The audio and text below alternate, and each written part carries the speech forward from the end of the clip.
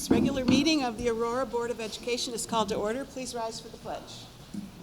I pledge allegiance to the flag of the United States of America and to the republic for which it stands, one nation, under God, indivisible, with liberty and justice for all. Mr. Volleson, please call the roll. Mrs. Mahalis? Here. Mrs. Click? Here. Mrs. Schneider? Here. Mr. Akam? Here. Mr. Cebulski? Here. All right, we begin tonight's meeting with special reports and recognitions. And first up is Exhibit A1. We have a resolution to congratulate Mary Beckstrom for excellence in classified service. And I believe Mr. Abramovich is going to introduce her.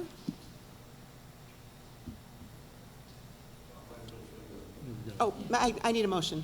Motion, please. Moved. Second. All right, Mr. Volleson, please call the roll. Mrs. Mahalis? Yes. Mrs. Click? Yes. Mrs. Schneider? Yes. Mr. Cebulski? Yes. Mr. Akam? Yes. Thank you, Mr. Mahalis and board. At this time, I'd like to congratulate Mrs. Mary Beckstrom and have her come up to front and center. Mrs. Beckstrom, come on up.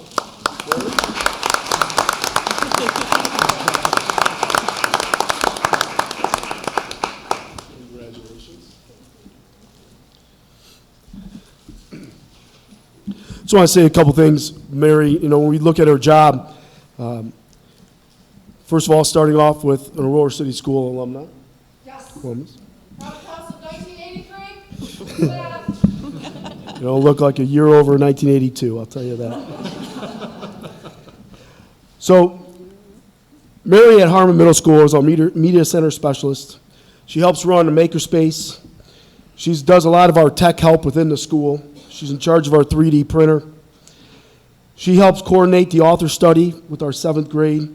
She, of course, is our librarian, which she is constantly making sure that books that are not used are out and constantly bringing in young adult literature that the kids want to read, which is so great to see that passion.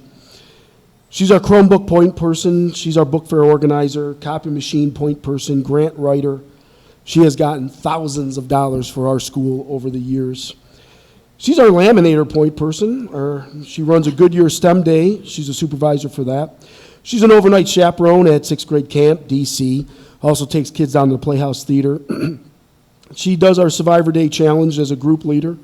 Every day she takes our daily announcements and posts them online, as I tell parents constantly to look at those, because you want to know what's going on at Harmon, check those announcements.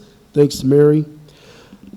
She adapts to change, which is phenomenal, and adapts with kids and the circumstances. Very flexible. And she, of course, is really known for her book talks, that she continues to get kids to be passionate about reading. And that's, of course, why we here at Harmon Middle School, everyone knows Harmon Middle School has the saying of, do the right thing. Well, with Mrs. Beckstrom, it's also... So the media, we had 2 teachers recommend, amongst other faculty members. And one of the things that one individual said is the media center is literally at the center of Harmon Middle School. And Mary Beckstrom is the heart and soul of what elevates this place for over 700 students and 50 teachers who spend their days learning and growing. Under Mary's leadership, the media center has become the most important spot in the building. I'm quite sure that it is the most used place in the building as well. You can often find students working, doing puzzles, playing games, creating poetry with magnets, participating in contests, listening to music, building and constructing objects, and not just with 3D printer, and oh yes, they're also reading. This engaging space is always welcomed by Mary, who is there not to only check out a book, but to remedy a copy or malfunction, troubleshoot a student's Chromebook issue, or support the teachers in their work with students. She is one of the few people in the building who knows each student by name, can even tell you what type of book they enjoy reading. I often marvel at how much extra work she takes on, especially at this time of the year. She is still doing her weekly grade level book talks, but she is also organizing the upcoming author visit, preparing to take busloads of students to the Goodyear STEM Day down in Akron, and then returning to school the following week to organize a scholastic book fair. She is also supported by many efforts to take students to a downtown play each year and volunteers as chaperone on the trip. I don't know too many librarians whose job description includes all that Mary does, and this is because Mary wants and always goes above and beyond to make this hub of happy hibernation a place where all students want to be. Mary views herself as a partner in educating Aurora students to become a community of learners, and this begins with the love of reading. She always concludes her weekly book talks with the phrase, "And remember to read on." And this is not only her motto, but truly words that she lives by. It is even a bumper sticker on her car, too. She lives and breathes the love of reading and learning, and the Aurora City School District is very fortunate to have her. She is a treasure that we need to appreciate and celebrate. And briefly, another person said that she is our media center, Mary's our media center specialist at Harmon, but she designs her role to include many initiatives that expand far beyond our media center. Within our media center, Mary curates a diverse collection of books for young learners to ensure that they will have engaging and relevant books to read. This has been so important in helping with our language arts department's goal of helping our learners become lifelong readers. Also within the Media Center, Mary provides multiple opportunities for any student to get creative and explore their own interests. Running in the makerspace, she does that. She also facilitates the 3D printing, which through the help of her son, who has come up and sets it up every year. Thank you, Alfred. In the Media Center, she encourages student work of all kinds to be displayed. These experiences also allow students to explore their creativity, not only for fun for them, but they also bring more students into the library so they can feel comfortable, safe, and inspired in that space. Beyond the Media Center, Mary brings her passion for books and reading to our classrooms with book talks almost every week. Her book talks help build relationships with students, which is such a key at Harmon Middle School and the Aurora City Schools. And through them, she serves as a model of lifelong reading. Many books that have been checked out of our Media Center are books that she has introduced students through her book talks. She has also done many cross-curricular book talks in science, social studies, math, and classes to create more purpose for reading in those content areas. Mary has written many grants over the years that have led to amazing whole school events, including the author study and special collections of books purchased. Mary also has initiated and supported many activities that connect students to other activities, and that she chaperones around plays, sixth grade trip, camp, Washington, D.C., and the STEM Day. It's hard to imagine Harmon running as well as it does without Mary's leadership and initiative. Her interest in providing all students with opportunities to learn through reading and creativity, plus her willingness to be involved and collaborative with all staff, show how she elevates the learning atmosphere and community in our building. Congratulations again, and thank you to Mary Beckstrom.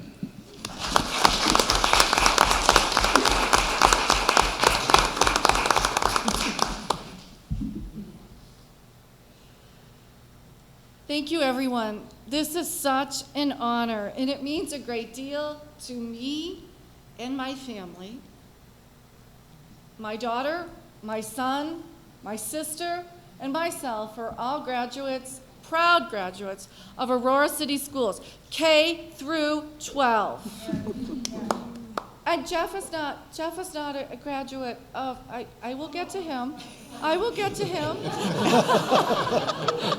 But we first had to talk about the graduates. And I could not do a lot of things without my dear husband, who I will throw under the bus. We'll have him volunteer for all kinds of things.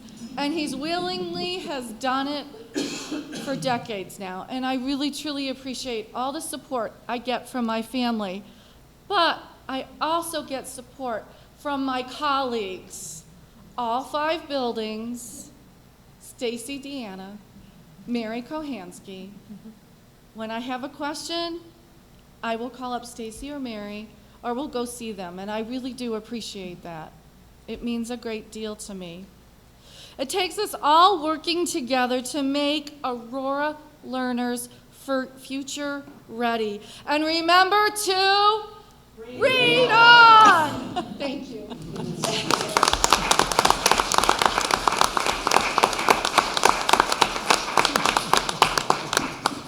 Thank you, Mary. It's obvious you put your whole heart into everything you do. We appreciate it. All right.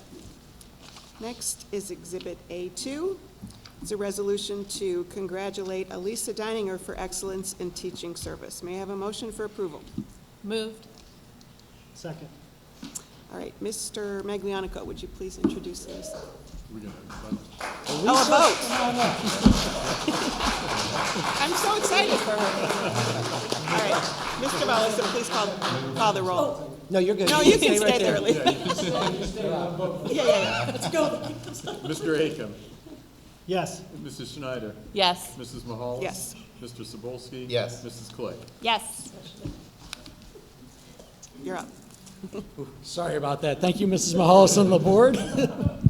We screwed up already. It's my fault. It's my honor to present to you Elisa Deininger as the recipient of this award. I asked Elisa for a bio. She did a great job writing this. No. She is a dedicated and experienced occupational therapist with a diverse background in mental health and rehabilitation.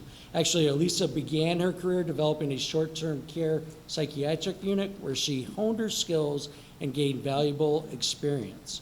Over the years, she continued to expand her experience, working in various settings, including hospitals, nursing homes, home care, and outpatient facilities. After a successful period in these roles, she opened her own private practice where she provided personalized care to her clients. She later chose to focus on her family, raising her 4 children, Gretchen, Mitch, TJ, and Ben, alongside her husband, Tom. And all of her kids were Aurora graduates, right? Well, we had that 1 year that we had to live up in Wisconsin. One Almost. did not, but the rest of them. And Tom's with us. 14 years ago, Elisa joined the Aurora Schools community, where she has made significant contributions and provides exceptional occupational therapy services to students across our district. She's a proponent of inclusivity across the school environment for all students, which has been exemplified with her role in the development of the Inclusive Playground Initiative at Layton Elementary School.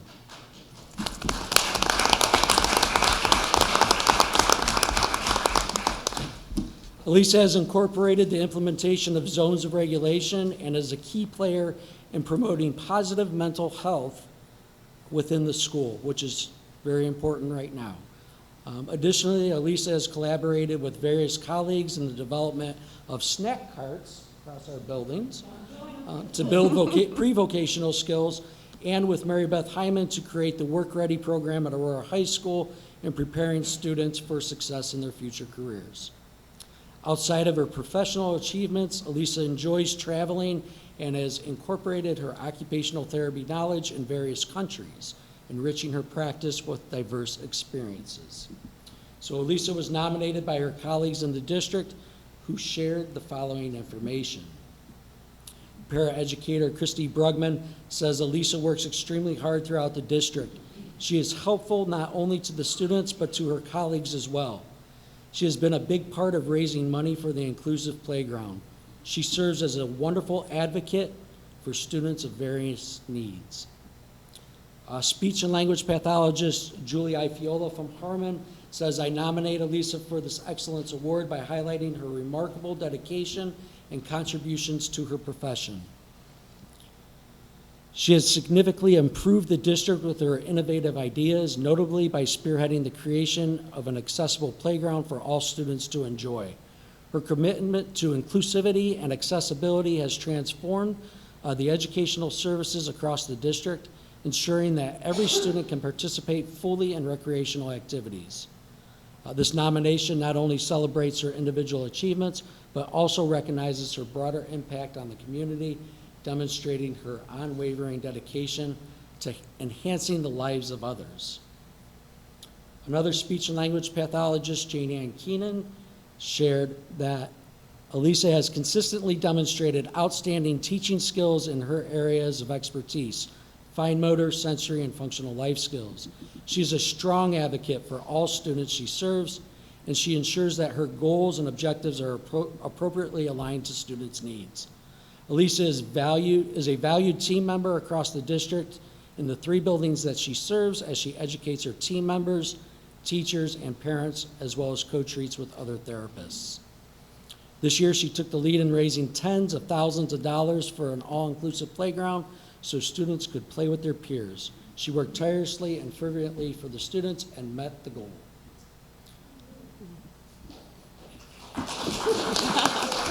Lindsay Nikowski, who's an intervention specialist at Harmon, said that Elisa's dedication, creativity, and unwavering commitment to our students make her an invaluable member of the team.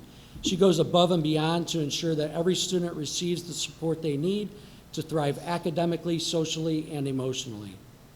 She consistently develops innovative strategies to address the diverse learning needs of our students, whether it's finding new ways to improve fine motor skills or enhancing daily living skills.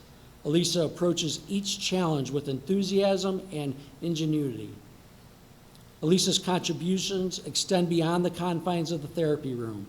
She played a pivotal role in fundraising for the inclusive playground at Layton Elementary School, demonstrating her commitment to creating a more accessible and inclusive environment for all students. Her willingness to lend a hand and collaborate with colleagues is truly commendable. Risa Bostaff from Harmon, who is a school psychologist, said that Elisa greatly expanded the scope of occupational therapy services to encompass so much more than fine motor skills. Her work relating to emotional and behavior self-regulation, sensory processing, coping skills, and vocational skills has made a huge contribution to the efforts of many IEP teams. Elisa has been willing time and again to think outside of the box to help design and implement effective interventions for students. In addition, her time, focus, and leadership in the effort to fund the inclusive playground in the district has been inspiring to all of us. We greatly appreciate Elisa and all that she has done for staff and students. And Jen Stevens, who is an intervention specialist at Layton Elementary School, said that Elisa has consistently demonstrated an unparalleled commitment to providing knowledge and support to her students, colleagues, and families. One of Elisa's greatest strengths is her collaborative nature. She thrives in team meetings, team settings, and actively seeks out opportunities to collaborate with her colleagues to enhance the learning experience for all students. Aurora Schools is so lucky to count Elisa as one of our own. Her dedication, expertise, collaborative nature, and great personality make her a truly outstanding educator who positively impacts the lives of those around her. And in closing, Elisa is innovative, dedicated, creative, committed, enthusiastic, resilient, balanced, a critical thinker, a leader, and an advocate for students. She demonstrates the competencies of our strategic vision, which makes her an excellent educator. So Elisa, thank you for your contributions to the Aurora School District and our students with special needs, and congratulations to you.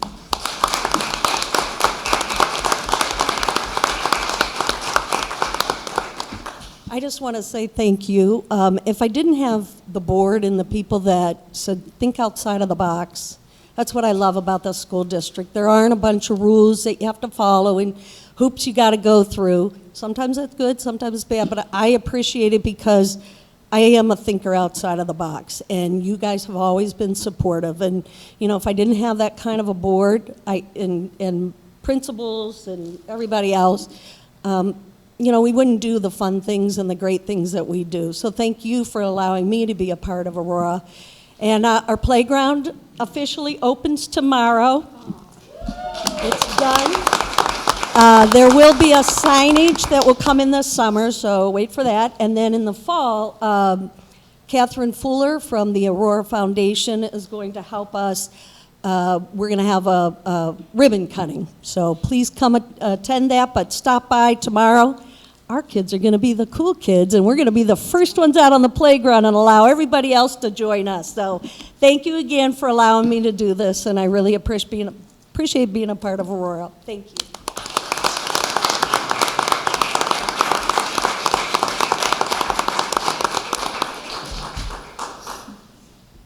Elisa, I want to get her attention. Elisa, I just want to say, Elisa and I go back a long way. We've known each other many years, and over the years, I've heard lots of really wonderful stories and several very funny stories that tell of the length to which Elisa will go to ensure that her students with special needs feel that they are a vital and relevant part of not only the school community, but the community at large. So we thank you. Yeah. Thank you so much. All right, and you ladies, And your families are free to leave whenever you want. You're welcome to stay, but we want you to know if you want to go. Now would be a great time. Now's your chance. Yes. Yes. Yeah. We're thinking of more things, Yeah, I'm sure you do.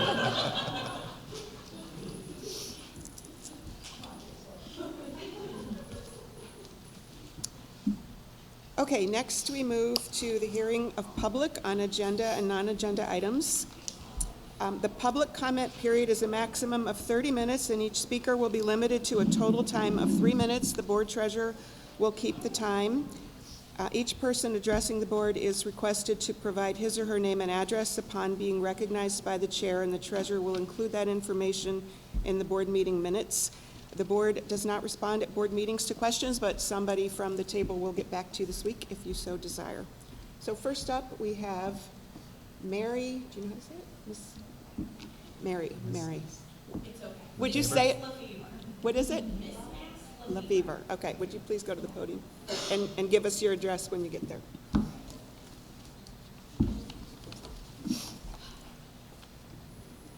Good evening. So Mary, Miss Mass LaFever, 695 Scarlet Lane. That's us. All right. Okay, So go good ahead. evening, members of the school board. Thank you for giving me the opportunity to speak tonight. So my name is obviously Mary, Miss Mass LaFever, and I'm here on behalf of myself, my husband Mark, and my 2 daughters, Maggie and Madeline, to express my profound gratitude to the incredible support our family has received from the staff at Miller, where my daughter, Maggie, is a kindergartner. I'm not going to look at you and I'm not going to cry. So 4 weeks ago, our family experienced a devastating house fire. And that was while Maggie was at school. It was terrifying for us, but knowing that Maggie was safe, well cared for at school brought us immense relief. We continued to send her to school because we know that Miller Elementary provides a safe, loving, and predictable environment that she needed during this tumultuous time. The kindness, dedication shown by this principal, Maria Goodman, has been unmatched. School counselor, Lindsay Ambrosia, Maggie's amazing, wonderful teacher, Jennifer Yonley. They are nothing short of extraordinary. Okay, I'm done now. They all reached out to us on the very first day that Maggie returned to school, ensuring that we felt supported from the start.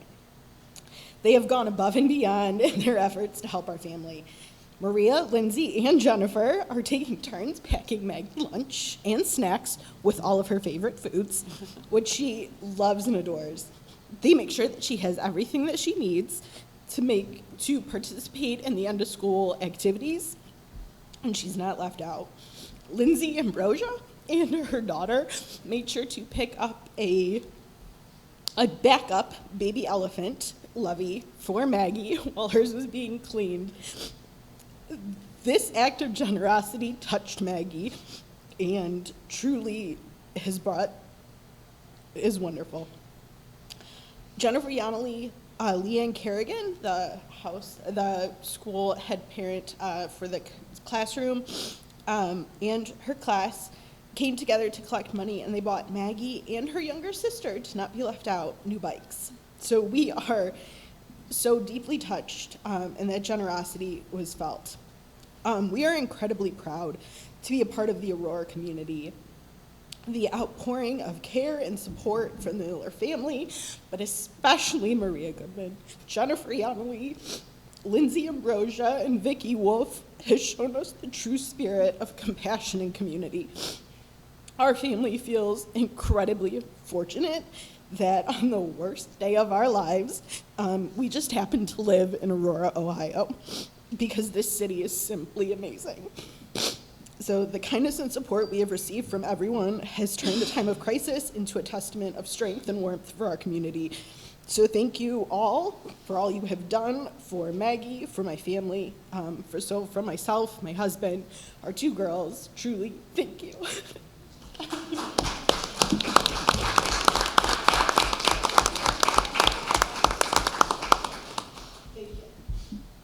Thank you.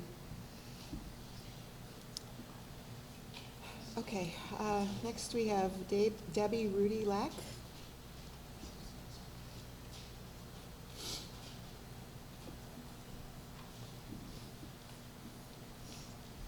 Honestly, I'm not sure how I'm going to, especially given what I want to talk about this evening. My name is Debbie Rudy Lack. I live at 20 Chatham Drive. Our daughters graduated from Aurora years ago.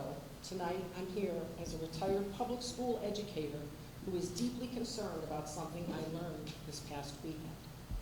My understanding is that the varsity soccer coach is taking athletes to an off-site, expensive, and mandated team trip to a religious facility in Ohio called Athletes in Action. I Googled the organization and looked at their website, and I became very concerned. There were biblical verses, a mission statement which stated the following: to help sports-minded people think and live biblically at the intersection of sport and Christianity. There were more, but I only had 3 minutes. Red flags began flying. I coached during the course of my teaching career, and never did I encourage my teams to think and live biblically. I never mentioned religion at all, ever. That would have been insane on my part. That being said, parents should be the architects when it comes to their children's religious life, not administrators, teachers, counselors, and certainly not coaches. And high school students should not ever be put in this situation. At the very least, this should have been made an option and not a requirement. Also, I believe the trips for each of these teams should have been voted on separately, so that if board members wanted to vote no on any of the trips, they could have done so without impacting the other teams. Finally, and in my opinion, I believe this is a very dangerous precedent for the board to be setting. Thank you. Thank you.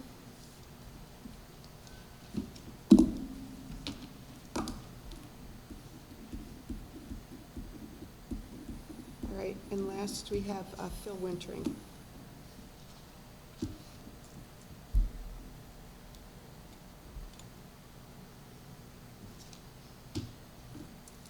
So first, I apologize, I don't have my glasses, so I can't really read this agenda. But it's my understanding that there's going to be some discussion tonight of a construction project that is, to say the least, massive. And given that the public comments are coming now, and my understanding is that the board will vote next month on this, I'm wondering when exactly there will be public comment on the construction plans. Because I understand that these construction plans basically stipulate a 20% increase for taxes for the rest of our lives in terms of real estate taxes. Because it's $136 million from what I've seen.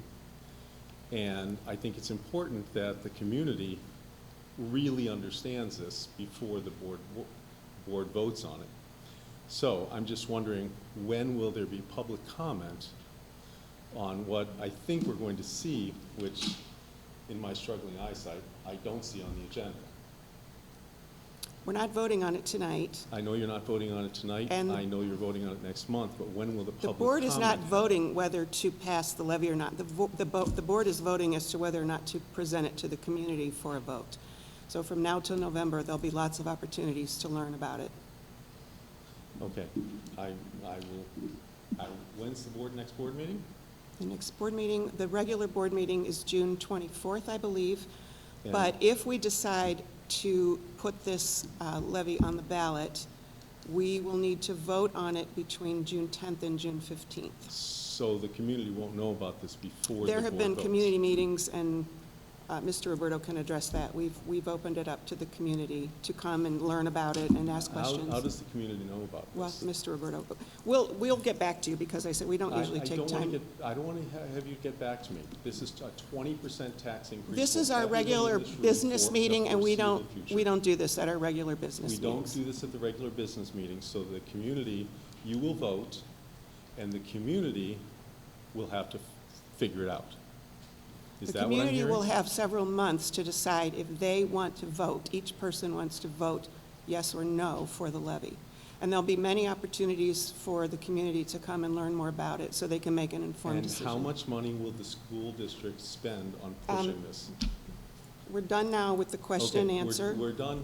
I will be back, and I will come back with a lot of people. This Okay. was a mistake. All right.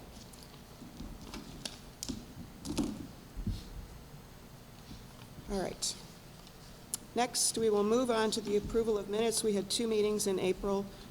One was the regular meeting of April 22nd, and one was a special meeting on April 30th. We were all at each, so I'll take them together if that's okay. May I have a motion, please? Move. Second? Are there any comments, edits, or additions to those minutes? No? Then Mr. Volleson, please call the roll. Mr. Cebulski? Yes. Mrs. Click? Yes. Mr. Aiken? Yes. Mrs. Mahalis? Yes. Mrs. Schneider? Yes. All right, and next we will move into the superintendent's report. Thank you, Mrs. Mahalis.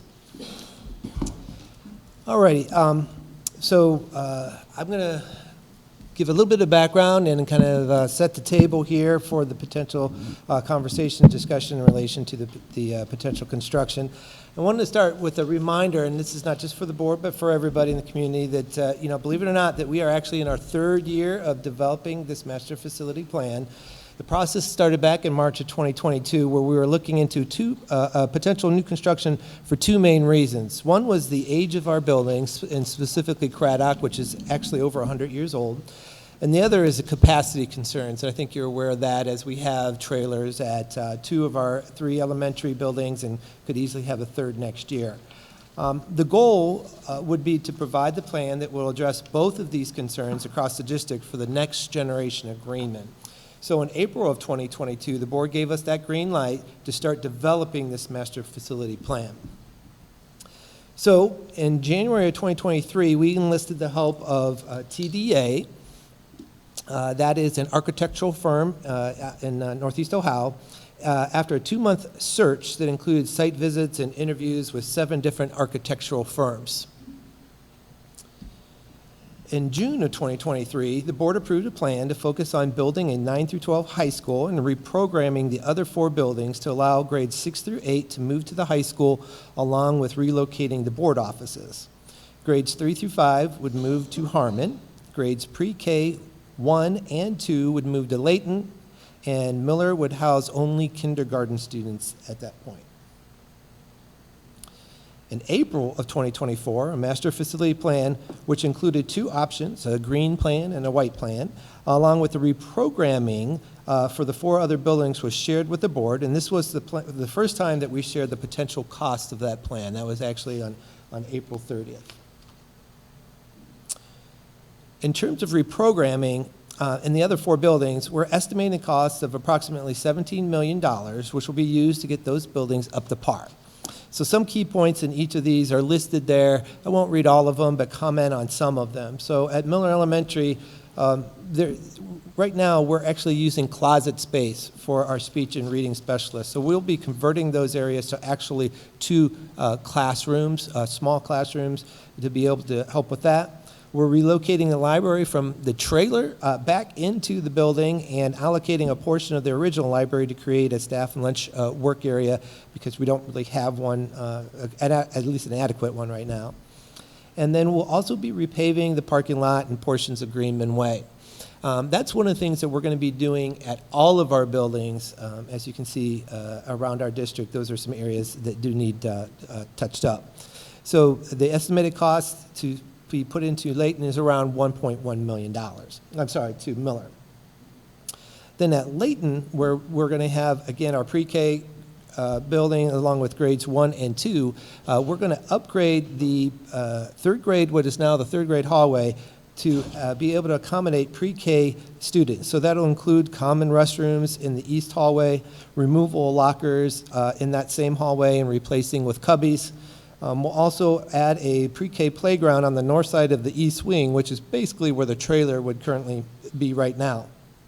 We'll also, because Layton is approaching 25 years old, believe it or not, it's our youngest building, we'll be replacing the chiller and the boiler with this updates. And that, again, will help, along with those other things listed, that will be about approximately $2.8 million into that part of the building. Harmon will become a Harmon Intermediate School, and the cost of $8.4 million actually includes both inside and outside renovations.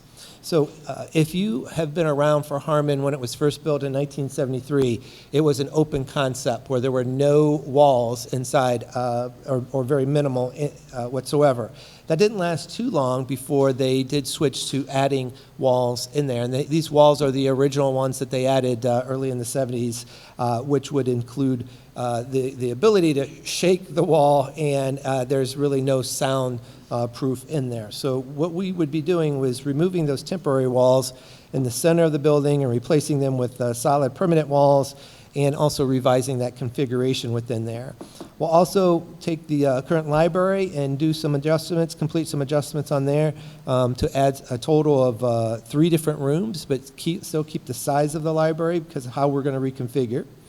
Outside, some of the things that we'll be looking at is actually relocating a water line along with the sewer and gas lines that run to and from Harmon, so that the new building would not disrupt that service. And then the potential to installing 2 turf fields that not only the school could use, but they'd be accessible for the community as well. And then the Aurora High School would turn into the Aurora Middle School, and we would look to put in about $4.9 million into that. And here we would actually be putting in the board offices in the back corner of the high school, the southeast end, so converting classrooms into offices and creating a separate entrance for the board office, because that is more of a public space, and being able to keep that separate from the school, which needs to be, to keep safe in that sense. And then renovations to the auditorium to basically create what we would call the Aurora Theater, which already has a pit orchestra in it. This will allow us not to have to put a pit orchestra in the new high school, which include the Performing Arts Center, if you will. But it would update the lighting and the curtains and other things within there to make that more up to speed, because they're original equipment. And then there is going to be the installation of an asphalt community walkway pass around the campus to make the campus more walkable for not only the students in between, but also for the community to enjoy that as well. So as mentioned earlier, the master's facility process, plan process at the new high school would be built into a large field between the current high school and Harmon Middle School. You can see in this layout how the buildings would fit, where extra walkways, how the buildings would fit, where extra parking is proposed, potential traffic flow, and then the 2 turf fields and walkways, which will allow for easier access around campus for both the students and the community. So this graphic represents what we're calling is the green plan. And the green plan, as you can see here, which we'd be recommending to the board, you can compare the 2 plans, but the key pieces that are in there would include an enlarged auditorium. It's about a 650-seat auditorium, whereas our current auditorium is about 500. That would be more of a performing arts center, and it would be designed to be more acoustically pleasing, if you will, for the orchestras, the choirs, and the band programs in there. This plan includes all the reprogram that we already talked about in each of the other buildings, 2 turf fields, as you can see there. When you walk into the high school, after you walk through the foyer area and several security doors, you would then come into past the main office into the commons area, which if you were to look up in this design would be a lot of natural lighting where there's basically atrium kind of skylight above you there. And then in addition of some solar panels, which would provide some, renewable resource energy, but not nearly what a school would use. But the idea of having those there are for educational purposes as well. So they would provide some of the electricity, but mostly for our AP environmental and our environmental science and even our physics students to kind of use and learn from that piece there. So they're more educational in that sense. And of course, I'd mentioned the parking lots being resurfaced and torn out and things like that. So the cost of the green plan is around, as you can see there, about $136 million. It is a large ask, but it also is hitting all four of our buildings and then providing a new building. It will help us, the goal here, to not only meet the idea of our capacity issues, getting our facilities up to speed that match our academics, our athletics, and our arts pieces here. So, that was a quick overview of 2.5 years' worth of work to develop a plan to this point. But I do hope it helps to set the stage for the discussion for the master facility plan by the board that would lead to the next steps of the plan, where the board will support and advocate for a form of a bond issue on the November 2024 ballot. So kind of laying that out quickly for everyone, but then giving you a chance to answer or actually ask any questions or provide any comments in relation to this.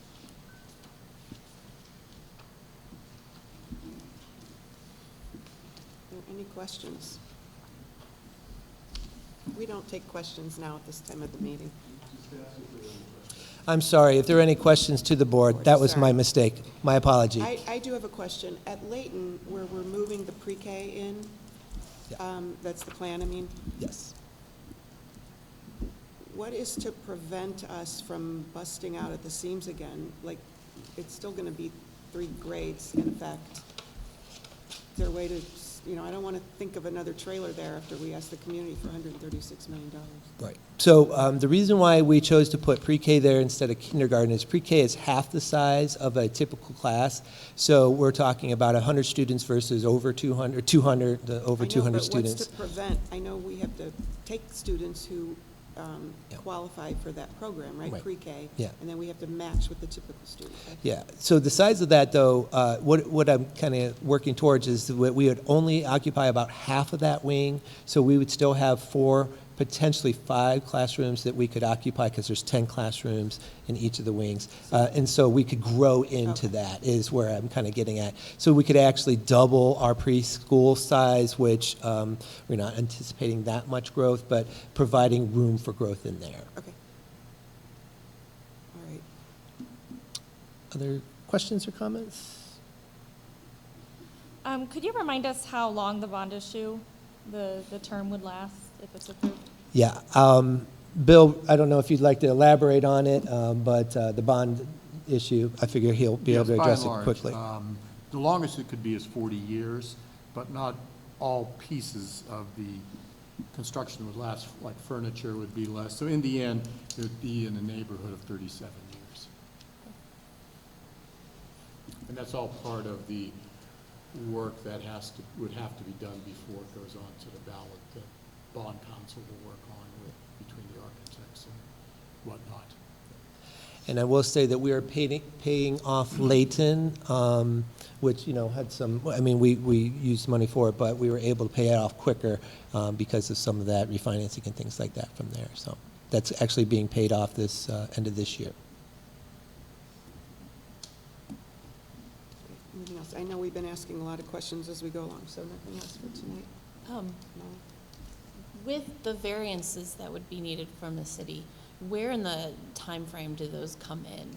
Like, is that earlier in the process? So if there was an issue with that, would the plan be able to kind of adjust? If, say, some of those, for the third story isn't granted? Sure. My understanding is, so we've met with the city to talk about both the variances for height that we would need. We're about, I had mentioned that the city has regulations in which a certain height for the start of the last floor, we're below that, so we meet that piece. but also a certain height for the top of the last floor, and we're slightly above that by about 6 feet, I think it is. The city does not feel, after we met with them, that that would be a substantial variance, so something that we would do. But to answer your question, my understanding is that would come as we're planning that through the, after the bond issue, through the process the second year. If there was a need to shift or pivot, we would be able to do that in that year of planning and things like that. Through all the discussions we've had, it's evident that the payments that we have to make and have been making over the decades for Layton have hampered our ability to maintain our facilities and hampered our ability to upgrade things in a more timely manner. This plan would allow us to catch up.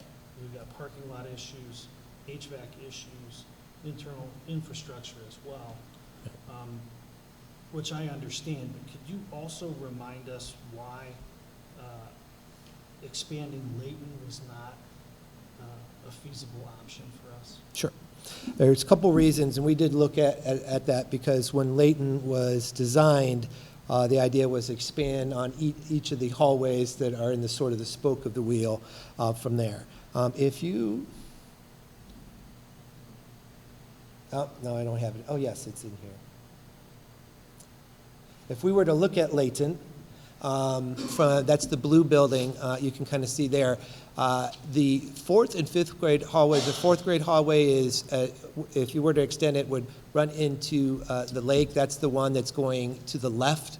The one that's going down is the fifth grade hallway that also is running into the lake. And then the third grade hallway, it's the one that's going up, and then the blue is running into our parking lot, which would cause issues with parking. Because we're needing to expand at Miller, replace Craddock, so we're having 2 grades there, plus expanding at Layton, and then anticipating a need for the high school in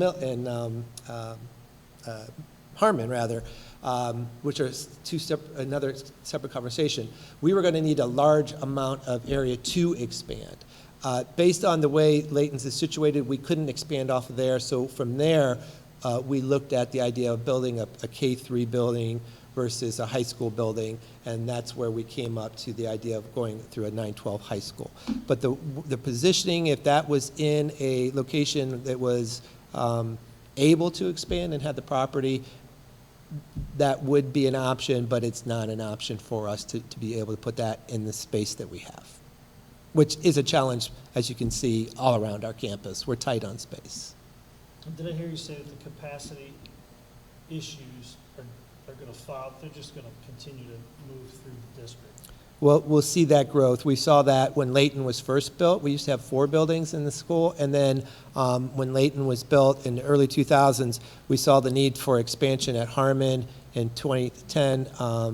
Yeah, I think it was 2010. The high school in 2010 also expanded, and in high school expanded in 2007 too. So they had 2 other expansions in the time that Layton was needed to be built for expansion. So that same anticipation is there with this. Although I will say we're not seeing the growth that we did have during the late 90s, early 2000s. I think it's important to, excuse me, I think it's important to add too, even if we were able to add on to Layton, it wouldn't address the facility issues we have at every single building. And then also the other issues you mentioned in terms of just basic infrastructure due to being behind with, paying with Layton with the permanent improvement funds and then a general fund. So certainly that could be a possibility, but it's not going to fix all the facility issues that we have in this district, which are pretty substantial at this point in time. Well, I sound like a broken record, but I think our most substantial issue is Craddock. It's 100 years old, as we said, and those teachers and that age children, they're still going to be there for 4 or 5 more years if the levy passes, correct? Yeah. So I guess there's just no other way to go about that, right? There's nowhere to put them until we build a new school, if we go with this plan. Yeah, the construction, it is about a 4-year process. The bond issue, just to share with everyone, if should it pass in November of 2024, we'd be looking to move into the high school in November of 2028. But because of the renovations that Harmon would need, we would take the high school students would move to the new high school, the middle school students would move to the old high school. We'd keep Harmon empty for a year and do all the renovations that we said. So everybody would sit tight, and then the fall of 2029 is the schedule to have all the elementaries then make the shift. Okay, anything else for tonight? Mike, could you remind us of the potential solutions to the traffic increase that we will see? So in our traffic study, yes, absolutely. In our traffic study, one of the things that did stand out is the corner of Greenman Way and West Pioneer Trail is actually, as it stands right now, it's the lowest rated intersection on our campus, and it's rated at a grade F. So one of the things that the city agreed that they could work with us. Actually, the traffic study suggested a roundabout there, but that wasn't something the city was really interested. But they were willing to work with us to put a traffic light at that particular area. So that is part of this plan, to put a traffic light that during the school hours, it would function as a normal light. But then it would be more of a blinking light, so it wouldn't disrupt the regular traffic flow. But that could be used in, say, during football games or during concerts or something like that, where it could be turned back on to be used. They do feel like that would help the traffic flow in West Pioneer. And then internally, on this diagram, it's not, you can't really see it great. Can you see my arrow? Yeah, okay. We do have a flow going around the high school, which is going to be like a one-way road that will allow for drop-off of a high school in this area for parents. Bus drop-off is separate here for both high school and middle school, and then middle school drop-off would be in this area, meaning that by separating those out, that's going to help with the internal traffic on this particular, the north side of campus, if you will. But we'll also have our architects be taking a closer look at that to see how we can improve it, not only here, but also at Layton and Miller, because those are also areas that when we do some repaving and of the roads as well as the parking lot, we might be able to improve traffic. And to confirm, that price for the traffic is in Within plans? the green plan, yes. Okay. And you were going to check for us, not by today, but at some point on the maintenance of that traffic light. Yes, I have not been able, I was going to call Harry Stark today, but I will call him and let you know to be sure that that maintenance is something that would be part of the infrastructure of the city is what we're assuming. With the new valuations coming up for Portage County, can you remind us about House Bill 920 and how that affects the estimates that we're seeing for the millage? Correct. With the 2024 is evaluation year in Aurora. So, so in January, when the new valuations come out, they'll be significantly higher. So what'll happen, this bond millage is going to be 7.23. We don't know the exact number yet until we work with bond counsel. But what'll happen, once the millages or the valuation goes up, the millage will come down. So it'll tie into, it'll take less mills to raise that same amount of money. So if the millage goes up or the valuation goes up 20–25%, that particular millage will fall, proportionately to that. So in the end, the millage then will drop below 7 because of the increased valuation. Thank you. So with House Bill 920, as you were kind of alluding to, whatever the community, should they choose to vote this bond levy, whatever that amount is, that's the amount we'll collect, even if the values change.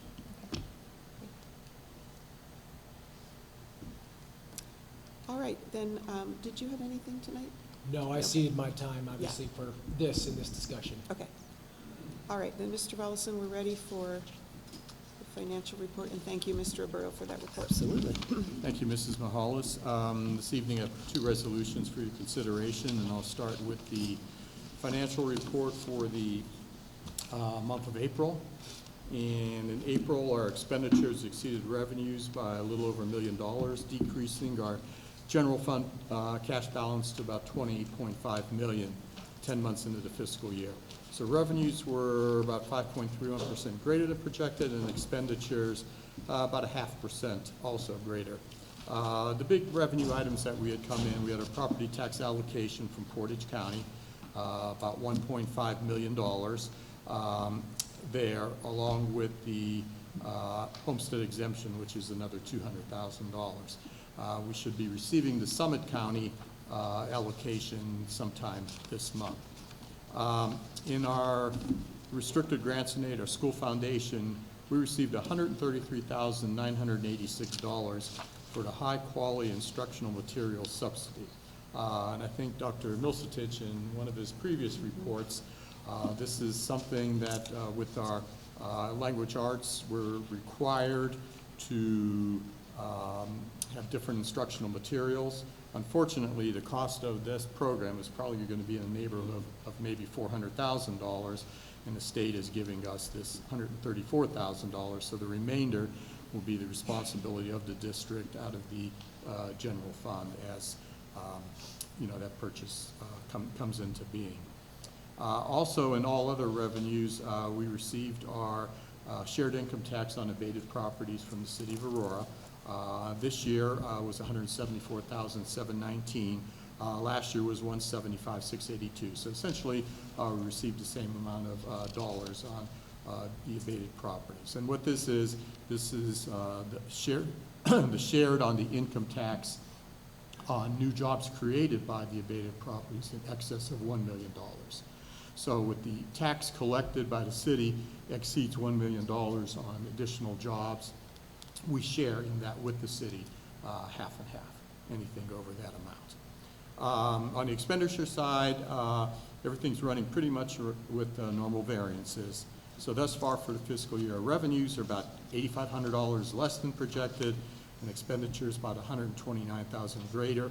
So right now we have an unfavorable variance of about $137,000, which is like 0.4% of what our budget is. So we're pretty much running right to schedule where we should be this time of the year. And that is Exhibit D1. All right, D1 is a resolution to approve financial statements and reports. May I have a motion, please? Moved. Second. Any comments or questions? All right, Mr. Vellison, please call the roll. Mrs. Mahalis? Yes. Mr. Akam? Yes. Mrs. Schneider? Yes. Mrs. Click? Yes. And Mr. Sobolski? Yes. Okay, second resolution is D2, and this is our 5-year forecast. As we are required by law to do it twice a year, and that being November and May, so this would be the May update. And also in your packet was two different handouts. One of them is the actual forecast. It's 22 pages long, so we're not going to get into that detail. We may be here for a while if we did. But what I'll go over is the other one, which is kind of the a synopsis of everything that the forecast has in it. And as I start, the first thing I'll say is that the forecast we did in November versus this forecast is pretty much essentially the same. Not a whole lot of big changes in it. You know, the one bigger thing that has happened between then and now is our insurance rates for next year. Insurance will be going up. The highest it's been in many years. I guess probably the highest it's been since I've been around.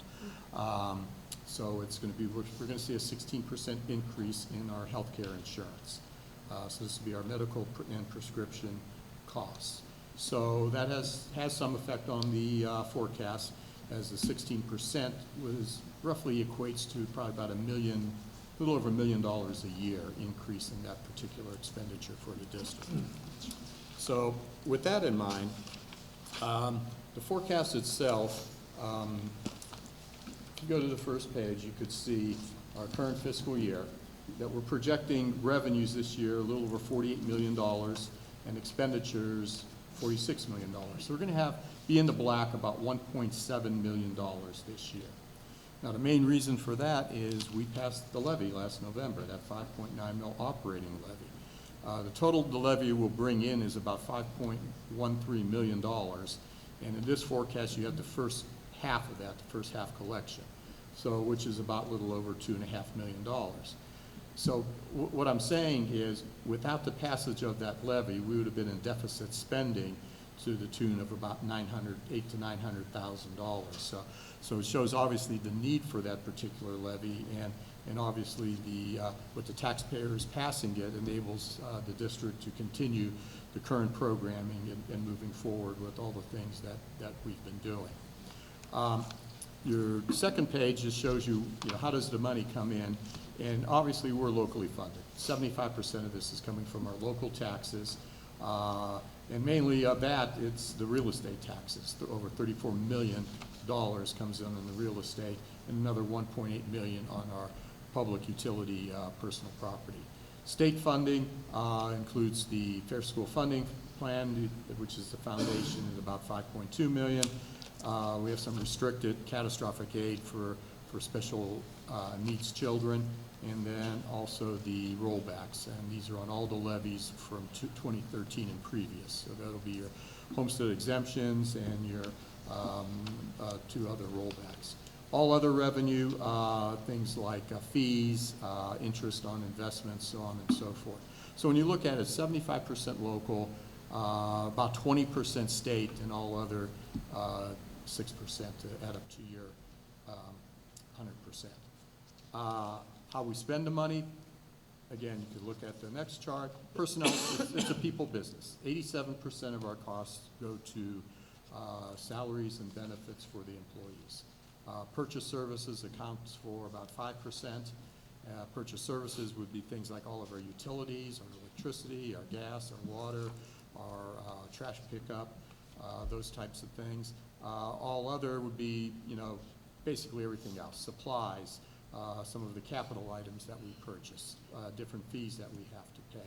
So again, the big cost is our personnel cost. Then you go to the next page and you can see how the forecast will go over the next several years. The blue bars are revenue, the orange are the expenditures, and what you can see, starting in 27, our expenditures will be exceeding revenues, not unusual for a school district. Important thing to remember here, next year will be the last year of the current contracts that we have both with our teachers and with all our other employees. So next year, there will be wage increases which will be negotiated for the last 3 years of this forecast. When we do the forecast, we do not include these wage increases in there, as number one, we haven't determined what we think, the offerings will be before negotiations start. So our practice has always been, it includes all the steps that folks would be receiving, but not any base salary increases, which will be determined basically next year at this time when we move into the negotiation stage with the employees. So really what you're going to see is deficit spending will begin in 27 and continue on into 28. And so we'll be looking at obviously spending more than we bring in, and the district through Mr. Roberto, Dr. Milsitich, will obviously be looking at trying to keep costs as good as possible, looking at hiring needs or areas that if we don't need to hire, we won't, to try to keep those costs as low as possible. The next page, you can kind of see how the revenues and expenses changed. Historically, our revenue has been 2%. That's 5 years back. So you got to remember, we did not pass a levy in that time period. The previous levy was 6 years, so it's not included in that. This year, this next 5 years is 4.26, but that includes that levy. So without that levy, it would have been more in this 2% range because our other revenues do not really increase at any substantial rate. Expenditures, again, you could look at that. 5 years historically has been about 5%. Right now, we're showing about 4.5%. But again, this does not include those wage increases for 3 years. So in the end, really what you're going to see 5 years from now is the blue bar, that's 4.26. Without another levy, it'd be about 2%. And the orange bar, instead of 4.5, will be up closer to that 5% mark. So the expenditures will grow faster than our revenues, which again is typical in public schools in Ohio. And that's why districts end up having to go to taxpayers for additional monies every 5, 6, 7 years. The next chart, days cash on hand. We always like to have at least 60 days cash on hand, basically 2 months of expenses, so we don't run into periods, especially in our low cash months of January, where you have to do short-term borrowing for payroll. So all through this forecast, we're over 100 days, which is, being in good financial shape. Obviously, that figure, again, will reduce upon negotiations, but always in our negotiation strategies, we don't negotiate below 60 days, so that we do stay above our cash balance that we feel we need to have to operate the district efficiently. Finally, the last two real quick, just demographics. It just shows, enrollment is projected to increase over the next several years, not at a, super fast pace, but it will continue on an upward trend. And then finally, if you look at the last page, our daily cost per pupil, right now it's $91 is what it costs on average to educate a student in Aurora per day. So that's the educational cost, everything put together. And if you look at how it's expended, the residents' property owners' portion is 62% of that. So we're obviously dependent on the local taxpayer. And then the other 38% comes from state sources, the business, commercial, industrial taxes, so on and so forth. So again, the homeowners are our source of income, and obviously without them we wouldn't be in the position that we are in today. Mm-hmm. So that is the kind of forecast in a nutshell. If there's any questions, I would be happy to answer those. We do also have in there, and they're included in there, we have 2 renewals that will have to be passed in this time period. We have a 561, which will come up in 2025. So that'll probably come up, probably put it on in the spring, or we could wait till the fall.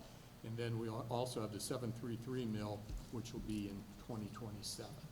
So if you remember our levy cycle, we're on the ballot 3 out of every 5 years. So we have these 2 operating, then we also have a 1.5 PI levy, and that we just passed that this past March because the presidential year was early. So that won't come up again until 5 years from now, which would be 2029. Okay, so we have a renewal in 25, a renewal in 27. Right. And it looks like we're going to need to ask for new money in 28, maybe 29, Right. whether we build or not. We just are going to Correct. need more operating money, Correct. whether we build or not. Correct, because the forecast has nothing at this point in at all about a new facility, because obviously Right. it hasn't even been put on the ballot yet, so it's not included. So this is just whether or not anything would be built. Mm-hmm. New money would be looking for in 28 and 29, and that falls in line to what we've done. Yeah. 23 we passed, the year before that was 2017, so that's 6 years. And I believe it was 2013, and then 2008. So it's kind of that 5, 6 year run that we've had to have to ask for new monies for the district. There's nothing anticipated from the state other than, small kind of hold and serve, kind of keeping where we're at. Mm-hmm. As you could see from the earlier part, there's things they tell us to do, such as this instructional materials, where they're giving us maybe a quarter of the money and telling us, okay, well, you're on your own for the other 75%, figure it out. Yeah, figure it out. So, we're not anticipating any big windfall coming in from the state of Ohio. Okay. Exhibit D2 is a resolution to approve state 5-year forecast. May I have a motion? Move. Chair seconds. Are there any other questions for Mr. Volleson regarding this? If we go back to House Bill 920, Mm-hmm. valuations change and go up into 24, collecting in 25. Correct. It's accurate to say that despite those valuations increasing, the school district could collect no additional monies. Correct, only on because the of House inside Bill. millage. We'll Only pick on the up. inside We have millage. 5.6 inside mills, so we will pick it up on that. Everything else, as we are not close to the 20 mil floor, we will not pick up any additional money. So the millage will fall down to give us basically the same amount of money that we had been receiving on all voted millage. Thank you. Anything else? All right, then, Mr. Volleson, please call the roll. Mr. Cebulski? Yes. Mrs. Click? Yes. Mr. Akam? Yes. Mrs. Schneider? Yes. Mrs. Mahalis? Yes. All right, thank you, Mr. Volleson. On to new business. Exhibit E1A is a resolution to accept gifts and contributions. We have an anonymous donator having donated $1,000 for graduation fireworks. May I have a motion for approval? So moved. Second. Any comments, questions other than thank you? All right, Mr. Volleson, please call the roll. Mrs. Schneider? Yes. Mr. Akam? Yes. Mrs. Mahalis? Yes. Mrs. Click? Yes. Mr. Cebulski? Yes. Let's hope it's not raining so we can watch the fireworks. I said about 2 weeks ago, we all become meteorologists here at the table. We're all watching. All right. We'll move on to personnel issues. We have 7 before us. I'll read through them. Exhibit E1B1 is a resolution to accept resignations from 3 employees. Exhibit E1B2 is a resolution to award summer supplemental contracts. Exhibit E1B3 is a resolution to award contracts to 2 mental health professionals. Exhibit E1B4 is a resolution to employ support staff substitutes for next school year. Exhibit E1B5 is a resolution to award supplemental contracts to district personnel. Exhibit E1B6 is a resolution to employ licensed substitute teachers, well, 1 teacher, for this current school year, with 4 days left. What's that about? She was a student teacher that we're utilizing in the classroom. That Okay, she's good. serving. And Exhibit E1B7 is a resolution to employ licensed substitute teachers for next school year, one substitute teacher. May I have a motion for approval? Moved. Second. Are there any comments or questions for any of those? Mr. Volleson, please call the roll. Mrs. Schneider? Yes. Mrs. Mahalis? Yes. Mr. Akam? Yes. Mrs. Click? Yes. Mr. Cebulski? Yes. Okay, resolutions are approved. Next, we have Exhibit E1C, which is a resolution to accept and approve the graduating class of 2024. May I have a motion, please? Moved. Second. Any comments or questions? Congratulations to all those students. Mr. Volleson, please call the roll. Mr. Akam? Yes. Mrs. Schneider? Yes. Mrs. Click? Yes. Mrs. Mahalis? Yes. Mr. Cebulski? Yes. All right, Exhibit E1D is a resolution to approve overnight trips. In light of the question brought up earlier, I would ask why they're grouped together. I don't remember doing this in the past. Hmm? Oh. We did it Yeah. last year like Yeah, this? Paul is very efficient powers in getting these to us so that we can get them approved, because many of them happened over the summer, so being that was the case. Right, okay. Not all of them, but many. And I saw that all the questions were answered. Are these camps the same as they've always been? Do you know? I know that many of them are, for example, the baseball trip went to Orlando last year. They're looking to go to Myrtle Beach this coming year. Girls softball is going back to Orlando. But all the other ones, I believe, are, Paul, in the same location as before? Yes. They are. And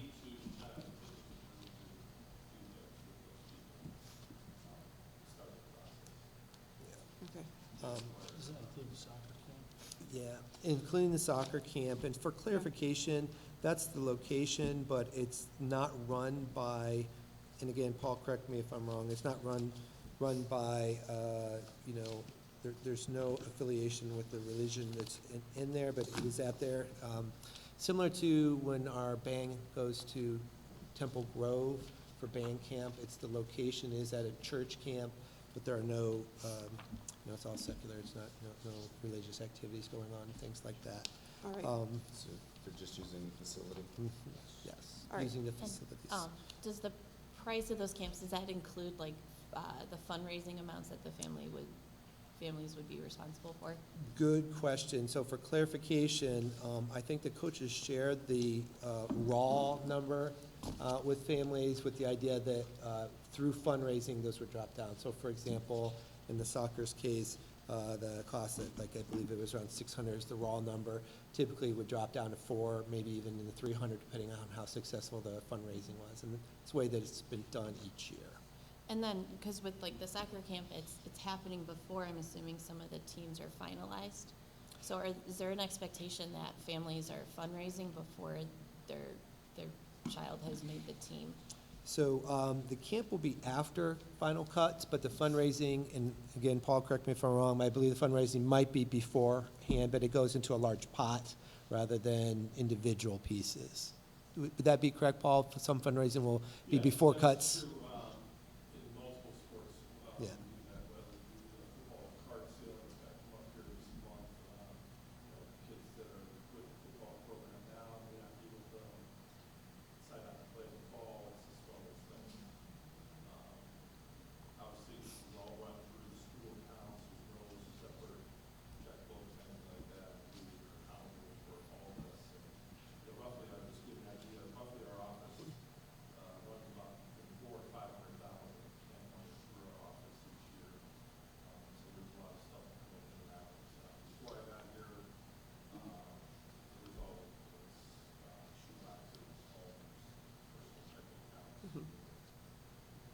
we have that under one roof. From buying a small thing to paying a deposit. Is participation in the retreats or camps, is that mandatory? I think it's recommended, not mandatory in that sense. So yeah, it's optional. Let's just speak on that. We had a baseball kid that chose not to go this year. We still Let me get a motion in a second, and then we'll keep asking questions if we have any. Can I get a motion, please, for Exhibit B1D?